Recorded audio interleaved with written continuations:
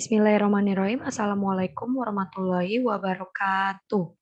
Bagaimana kabarnya anak-anak semua? Semoga dalam keadaan sehat ya. Untuk pembelajaran kali ini silahkan disiapkan buku paket, catatan, eh, buku tulisnya, dan mungkin soal-soal yang sudah dikerjakan. Karena nanti ada beberapa materi yang tidak ada di buku kalian. Jadi Miss harap kalian bisa mencatatnya karena kemungkinan akan keluar di soal. Seperti itu.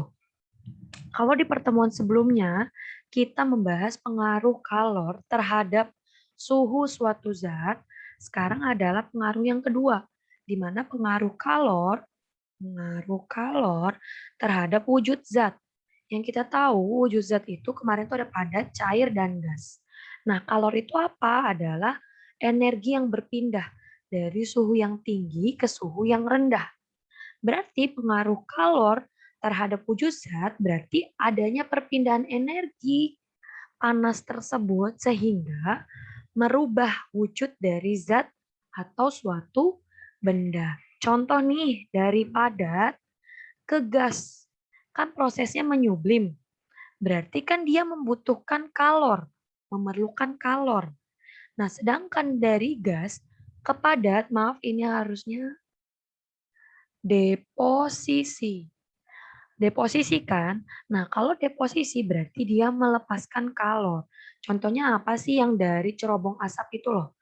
Kalau misalnya di rumah luar negeri itu kan ada perapian ya. Nah, itu kan ada cerobong asapnya. Nah, pasti nanti lama kelamaan cerobong asapnya tersebut nanti kan ada kerak-kerak yang berwarna hitam. Nah, itu dari gas menjadi padat. Nah, kalau itu melepaskan kalor kayak gitu. Terus dari cair ke gas itu disebut menguap. Nah, cair ke gas contohnya masak mie. Masak mie kan butuh air dipanaskan. Nah, itu kan berarti memerlukan kalor, butuh panas. Kayak gitu. Sedangkan dari gas ke cair, itu melepas kalor, yaitu adalah prosesnya mengembun. Kayak gitu ya. Ini perlu diperhatikan, perlu dipahami, tidak perlu diingat padat ke gas, memerlukan kalor, tapi dipahami saja prosesnya. Terus dari cair ke padat, itu kan membeku. Apakah ada proses membekukan? Misalnya membuat es batu, tapi kamu butuhnya api. Nggak perlu kan? Malah butuhnya suhu yang rendah, berarti dia melepas kalor. Sedangkan dari padat ke cair, ya ibaratnya dari es batu mau diubah ke bentuk air. Berarti kan bentuk cair. Nah, itu memerlukan kalor, butuh panas. Kamu panasin aja es batu, pasti dia akan mencair, berarti dia memerlukan kalor. Nah, segitiga ini yang menggambarkan butuh atau tidak, maaf, melepaskan atau memerlukan kalor dalam setiap perubahan wujud zat. Seperti itu ya. Jadi kalor juga mempengaruhi wujud zat. Selanjutnya, nah di buku kalian yang nggak ada tuh ini. Kalau kemarin kan kita ada rumus itu Q sama dengan M kali C delta T ya. Itu adalah rumus untuk mencari berapa banyak kalor yang dibutuhkan untuk menaikkan suhu. Tapi bagaimana kalau misalnya dalam perubahan wujud tersebut tidak ada delta T-nya, seperti itu. Nah, itu disebut kalor laten. Saat perubahan wujud tidak terjadi perubahan suhu. Nih, kalor untuk mengubah wujud zat disebut kalor laten. Jadi tidak ada nih perubahan suhu, misalnya B ke C. Itu kan sama-sama 0 derajat. D ke E itu sama-sama 100 derajat. Berarti kan tidak ada delta T. Nah, itu disebutnya kalor laten. Kalor laten dibagi dua, ada kalor penguapan atau pengembunan, itu rumusnya Q sama dengan M kali U. Sedangkan ada kalor lebur atau kalor beku, itu Q sama dengan M kali L. Di mana Q itu adalah kalor yang dibutuhkan atau dilepas untuk berubah wujud, satuannya joule. Sedangkan M-nya adalah massa dalam kilogram. L adalah kalor lebur atau kalor beku. Sedangkan U adalah kalor penguapan atau kalor pengembunan. Satuannya joule per kilogram. Cara baca grafiknya bagaimana? Contoh dari peristiwa A ke B. Ini kan 0 derajat, berarti si A ini posisinya di bawah 0 derajat. Anggap saja min 5 derajat Celcius. Anggap aja ini adalah grafik perubahan wujud air ya. Perubahan wujud air. Air kalau dalam suhu min 5 derajat Celcius, berarti di bawah 0 derajat, bentuknya apa? Padat. Bentuknya padat. Nah, berarti kalau air dalam bentuk padat itu apa? Es. Kayak gitu kan? Nah, es ada perubahan nih ke B, naik suhunya ke 0 derajat. Berarti kan naik 5 derajat. Benar nggak? 0 dikurang min 5. Min kali min plus 0 ditambah 5. Sama dengan 5. Nah, karena ini ada perubahan perubahan suhu, maka nggak bisa nih pakai kalor laten. Tapi pakai rumusnya yang Q. Berarti rumus di sini adalah Q sama dengan M kali C kali delta T. Miss ulang ya. Karena di sini ada perubahan suhu, kita nggak bisa pakai kalor laten. Karena kalor laten adalah perubahan wujud yang tidak terjadi perubahan suhu. Berarti pakai rumus yang mana? Pakai rumus yang Q sama dengan M kali C kali delta T. C-nya C siapa? C-nya adalah C kalor jenis dari S yang dipakai. Terus B ke C, ini ada proses melebur. Ada perubahan suhu tidak? Tidak ada kan karena grafiknya itu datar, berarti sama-sama 0 derajat Celcius di B, 0 derajat Celcius di C. Berarti pakai rumus yang mana? Kalau laten, pakai yang lebur apa penguapan? Karena di 0 derajat es itu sudah mulai mencair atau melebur, itu berarti pakainya Q sama dengan M kali M. Berarti rumusnya Q sama dengan M kali L. Terus dari C ke D, ada perubahan suhu enggak? Delta T. Ada, berarti pakai rumus yang mana? Yang ini. Berarti dia kalor jenisnya pakai yang apa? Kalor jenis air, karena sudah berbentuk cair. Kalau ini baru melebur, jadi masih bentuk padatan tapi sudah mulai mencair. Kalau ini sudah sepenuhnya berbentuk cair. Terus yang D ke E 100 derajat nih. Berarti yang D pun suhunya 100 derajat, yang E pun 100 derajat. Ada delta T tidak? Tidak ada. Berarti pakai rumus yang mana? Rumus yang penguapan, karena air di 100 derajat itu kan berarti dipanaskan. Berarti dia sudah mulai berubah bentuknya menjadi gas atau uap. Seperti itu, pakai rumusnya yang Q sama dengan M kali U. Jadi setiap ada perubahan suhu atau delta T, maka pakai rumusnya M Q sama dengan M kali C kali delta T. Tapi kalau tidak ada perubahan suhu, maka pakai rumusnya yang kalor laten ini. Tinggal dilihat dia proses menguap, mengembun, atau berlebur atau beku. Dilihat dari suhunya. Oh, suhu air di 100 derajat. Oh, berarti dia sudah mulai menguap. Kayak gitu. Oh, air di bawah 0 derajat. Oh, berarti dia membeku. Ada perubahan suhu, berarti pakainya yang Q. Kita masuk ke contoh soal saja ya. Contoh soal nih. Di sini ada PQRS. Di mana ini adalah grafik air. Grafik perubahan wujud dari air. Di mana P itu min 5, Q itu 0 derajat, R 0 derajat, dan S adalah 10 derajat. Soalnya, jika kalor jenis S 2100 Joule per kilogram, kalor lebur S 336.000 Joule per kilogram. Terusnya adalah kalor jenis air adalah 4.200 Joule per kilogram, maka kalor yang dibutuhkan dalam proses P ke Q dan ke R itu berapa? Seperti biasa kita analisis dulu nih grafiknya ya. Kalau P ke Q karena ada perubahan suhu. P berarti di sini air bentuknya apa? Bentuknya S. Ada perubahan suhu enggak? Ada delta T di sini. Berarti pakai rumus yang apa? Q sama dengan M kali C kali delta T. Sedangkan Q ke R. Ada perubahan suhu enggak? Tidak ada delta T ya. Sama-sama 0 derajat Celcius. Berarti pakai rumus yang mana? Ingat, air di 0 derajat itu sudah mulai melebur. Berarti pakai Q sama dengan M kali L. Sudah nih kita analisis. Kita tulis yang diketahuinya.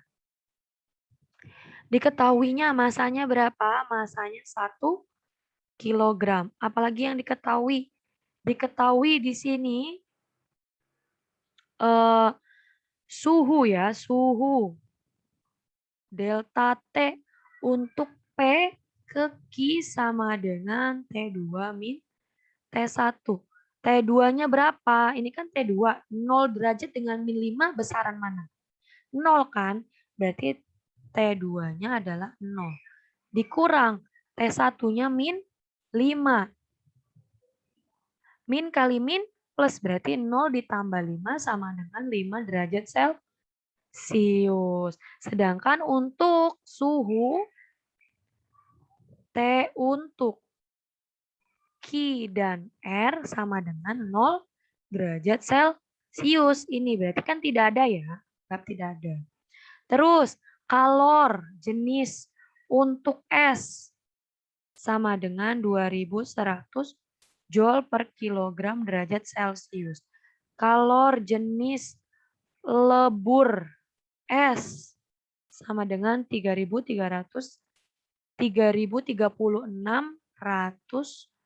Joule per kilogram. Kalor jenis air sama dengan 4200 Joule per kilogram. Yang ditanyakan apa? Yang ditanyakan adalah Q dari P Q R atau kalor yang dibutuhkan dari proses P ke Q ke R. Maka kita jawab nih di sini ya. Kita hitung dulu Q dari P ke Q. Ya. Berarti pakai rumus yang apa? Tadi Miss sudah jelaskan di awal.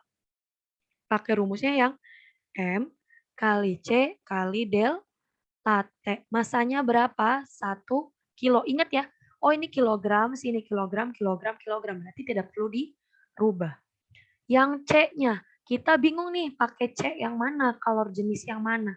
Ingat karena di sini bentuknya adalah S. Berarti kita pakai kalor jenis yang S. Berarti masukin 2100. Delta T-nya berapa? Min 5 ke 0 derajat.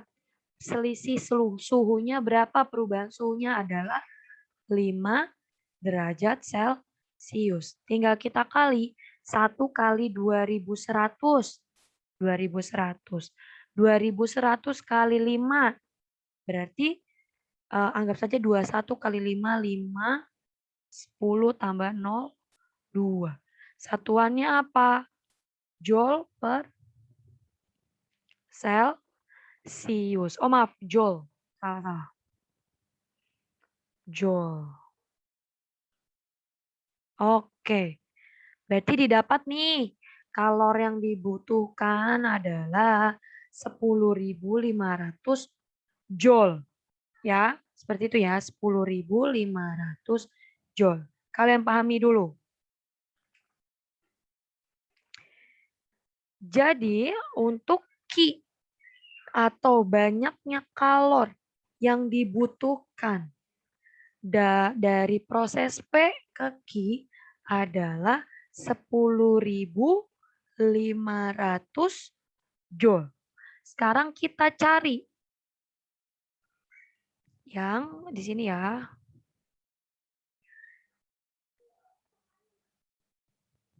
Kita cari Q dari Q ke R. Ya ini, ada perubahan suhu enggak? Tidak ada delta T. Nah, di analisis kalau misalnya 0 derajat berarti S sudah mulai mencair atau melebur. Berarti pakai rumusnya yang M kali L. Masanya berapa? 1 kilo. Pakai C-nya yang mana nih? Oh, C-nya yang lebur S. Yang ini kalor lebur S. Berarti dikali 336.000. 1 dikali 336.000.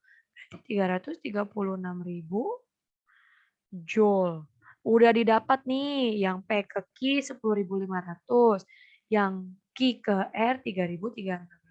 Tinggal kita satukan. Karena kan ditanyanya kalor total kan.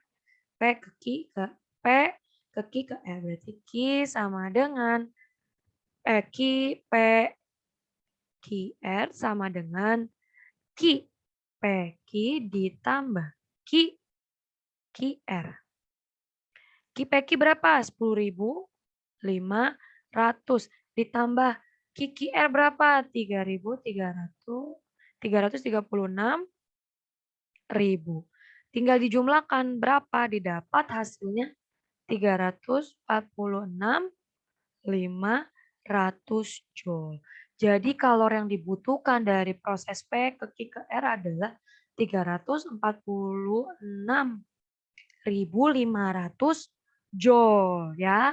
Silakan dipahami dulu, bisa di stop dulu buat dimengerti, di stop dulu videonya buat kalian mengerti arah prosesnya dan sambil kalian catat ya.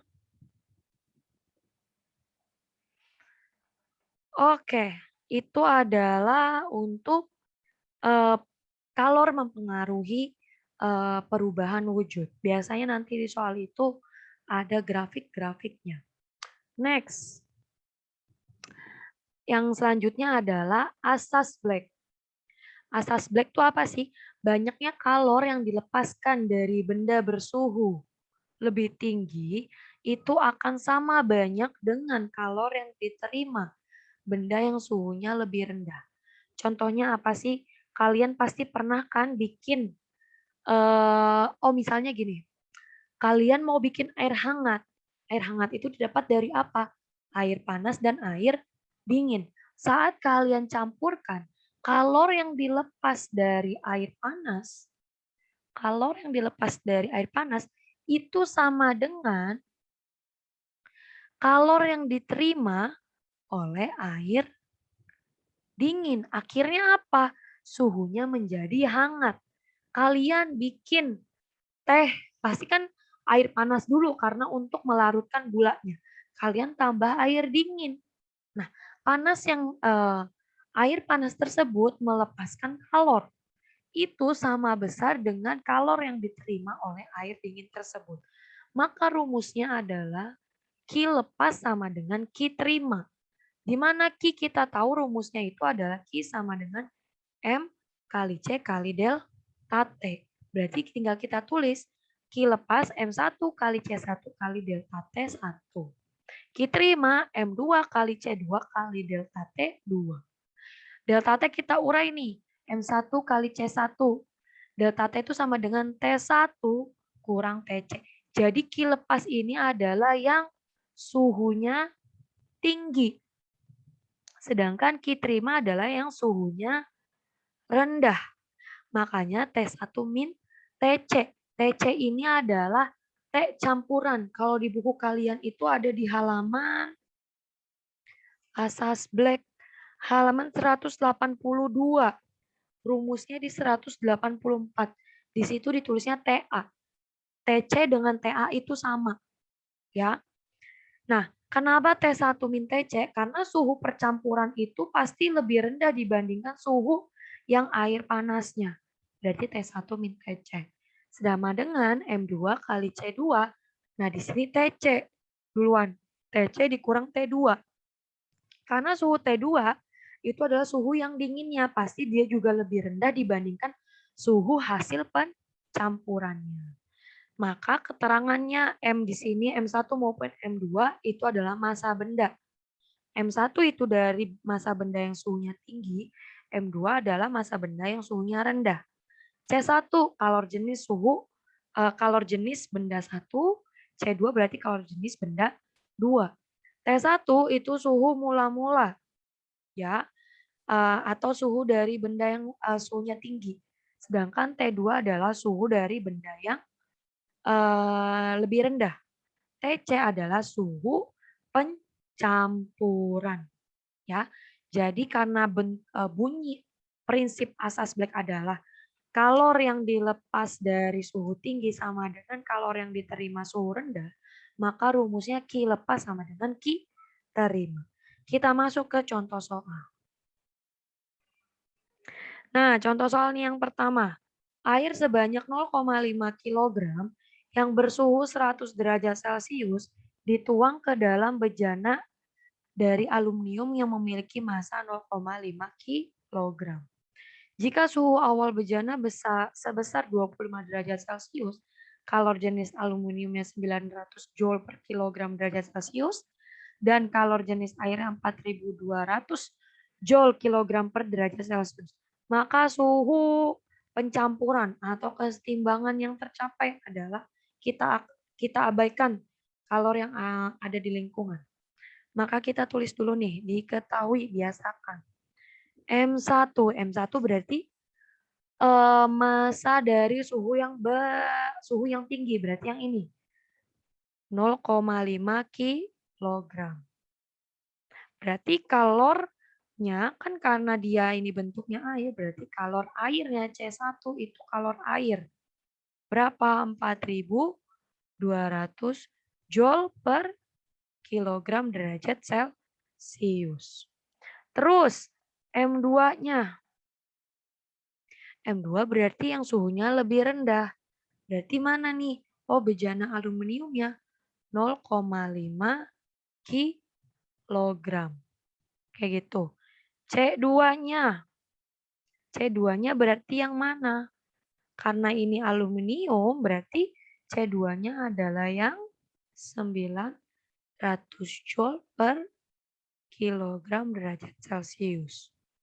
Kayak gitu. T-nya berarti T1-nya siapa? Suhu yang paling tinggi. 100 derajat Celcius.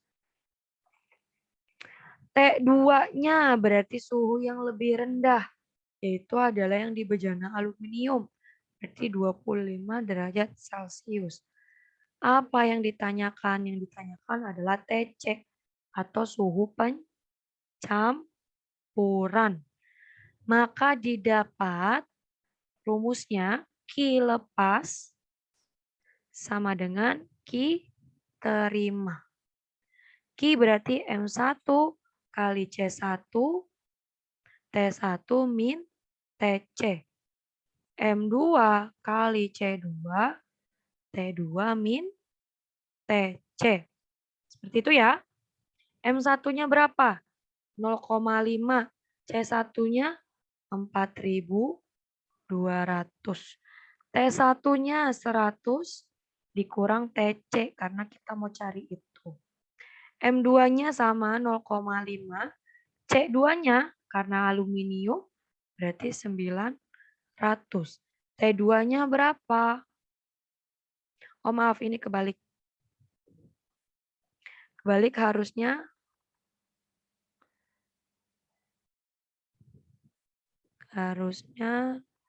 TC min T2. Ya. Ya, gitu ya. Berarti TC min T2-nya berapa? 25. 0,5 kali 4200. Sama saja kalau kita ubah ke bentuk baku aja deh biar nggak bingung. 5 kali 10 pangkat min 1 kali 42 kali 10 pangkat 2 dikali 100 min TC sama dengan 5 kali 10 pangkat min 1 dikali 9 kali 10 pangkat 2 TC min 25. 5 kali 42 itu 210 kali min 1 tambah 2 berarti 10 pangkat 1 100 min TC. 5 kali 9 45 kali 10 pangkat 1 TC min 25. Kalau kayak gini tinggal kita kali pelangi ya. Ini sama aja kan 2210 kali 10 pangkat 1 itu kan 2100 dikali 100. Berarti tinggal tambahin nolnya 2. Berarti 210.000. 2100 dikali TC berarti 2100 TC sama dengan 450 kali TC berarti 450 TC. Ini kan ada 10 pangkat 1 ya. 10 pangkat 1 sama dengan 450. 450 kali min 25 berarti min 450 kali 45 kali 25, 5 kali 5, 25, 5, 2, 5 kali 4, 20, 22, 5 kali 2, 10, 1, 4 kali 2, 8 tambah 1, 9, 5, 2, 11, tambah 0, 1, ya. Berarti 11.250.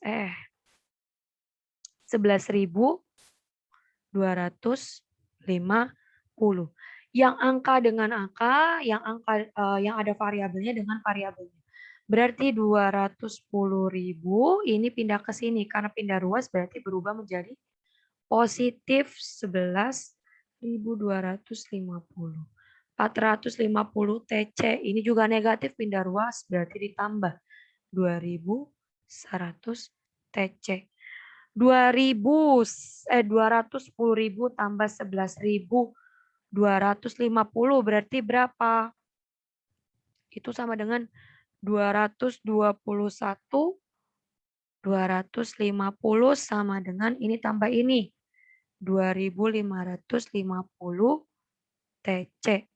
TC sama dengan ini pindah ruas berarti yang tadinya dikali berarti dibagi 221.250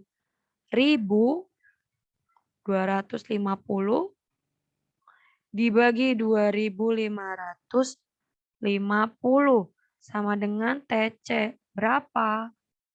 TC sama dengan 86,7 derajat Celcius. Berarti suhu campurannya adalah 86,7 derajat Celcius. Mudah? Silakan kalian cermati dulu. Nomor 2 buat latihan soal kalian. Ya, nanti Miss cek minggu depan. Kayak gitu. Nanti Miss akan upload di Google Classroom latihan soal untuk asas black dan tadi yang perubahan wujud. Dikumpulkan di Google Classroom, sedangkan untuk yang nomor 2 ini untuk latihan soal dicek minggu depan. Minggu depan. Kalau yang di Google Classroom dikumpulkan di hari ini ya, di hari ini juga. Oke, kalau misalnya nanti ada yang ditanyakan silakan PC Miss, silakan kalian ulang-ulang video ini biar kalian makin paham. Sebenarnya prinsipnya IPA itu sudah sampai rumus saja. Sisanya itu adalah operasi matematika. Jadi banyaklah berlatih biar kalian jadi mahir untuk berhitung. Seperti itu. Oke, Miss akhiri. Mohon maaf bila ada kesalahan kata dan perbuatan. Teruslah berarti, tetap semangat. Assalamualaikum warahmatullahi wabarakatuh.